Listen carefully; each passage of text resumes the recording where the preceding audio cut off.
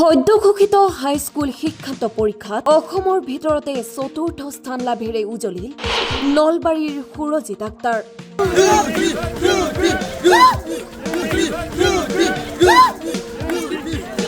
আল্লাহক ধন্যবাদ জনাই কৰিলে দুৱা প্ৰাৰ্থনা। আজি সুৰজিতৰ ঘৰত আনন্দৰ সীমা নাই। সকলোকে সুখী কৰি সুৰজিতে কঢ়িয়াই আনিলে গৌৰৱ। লিটিল ফ্লাৱাৰ স্কুলৰ নলবাৰীৰ বাজানীৰ পূব কালাকুছিৰ সুৰজিত আক্তাৰৰ সফলতাত আজি সকলো আনন্দিত হৈ পৰিছে। বিদ্যালয়ৰ পৰাই ঘৰলৈ আদৰণিৰ ৰাইজৰ বহু কষ্ট সাধনাৰ অন্তত আজি সুৰজিতে লাভ কৰিলে ভাল ফলাফল। সুৰজিতৰ সুখৰ বাৰ্তাত সকলোৱে পালন কৰিলে আনন্দ উল্লাস। আনন্দত আত্মহাৰা হৈ ৰাইজে বিতৰণ কৰিলে মিঠাই।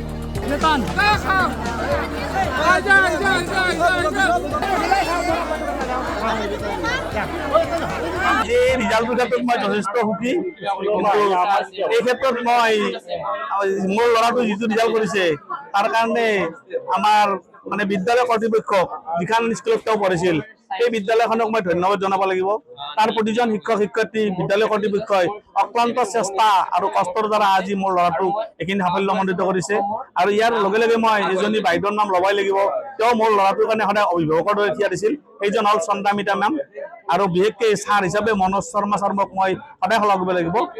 কিন্তু আপোনালোকে এইটো অলপ শুনি আচৰিত হ'ব, মোৰ ল'ৰাটোৰ পৰীক্ষাৰ 3খন যোৱাৰ পিছত তেওঁৰ আবুৱা ভুগাইছে আৰু সেইকাৰণে মেথছখনত অলপমান নম্বৰ কমিছে। মই চাইছো মাৰ্কটো, যে নহওক যিখিনি হৈছে এইখিনি যথেষ্ট ভাল লাগিছে আৰু ইয়াতে আৰু ভৱিষ্যত ভাল কৰাৰ কাৰণে আজি আচলতে মই বেলেগেও ক'ব নিবিচাৰোঁ। মই ক'ব বিচাৰোঁ যে মোৰ স্কুলখনৰ কাৰণে, মোৰ পৰিয়ালৰ কাৰণে, মোৰ গাঁওখনৰ কাৰণে আৰু মোৰ দৈনন্দিন জীৱনত যোনে যোনে আছিল সকলোবোৰৰ কাৰণে মই আজি এইটো স্থান পাবলৈ সম্ভৱ হৈছোঁ।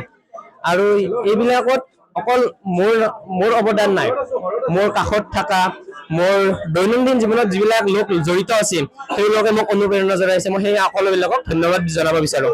সকলোৱে মোক কৈ কি তই এদিন এইটো কাম কৰি দেখুৱাব লাগিব, তই সফল হৈ দেখুৱাব লাগিব। সেই মই সকলোকে ধন্যবাদ জনাইছোঁ। ফিউচাৰ মই নীট পঢ়ি ডক্টৰ হ'ব বিচাৰোঁ। মই যথেষ্ট সুখী। মোৰ সমূহ অঞ্চলবাসীৰ কাৰণেও মই ধন্যবাদ জনাইছোঁ। সকলোৱে যে ইমান সঁহাৰি জনাইছে, সকলোৱে কৈ পাৰিবা।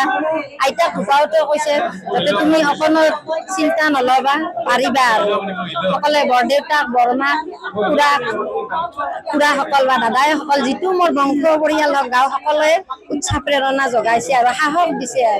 আৰু বেছি সময় নপঢ়ে, স্কুলতে ক্লিয়াৰ কৰে। ৰাতি পঢ়ে, ৰাতি 2-3লৈকে পঢ়ে। সিৰ লগত মই ওচৰত বহি থাকোঁ আৰু সি পঢ়ি থাকে। দাদাই সকলোৱে সাহস দিছে। পেহীয়েক, জেঠীয়েক, তাৰমানে গাঁৱৰ কোনো কোৱা নাই বোলে একো নহয়, বুঢ়া মানুহ তুমি পঢ়া। সুৰজিতৰ এই সফলতাত আপুনিও জনাওক শুভেচ্ছা। নলবাৰীৰ পৰা হীৰক ডেকাৰ ৰিপৰ্ট, টাইম 8।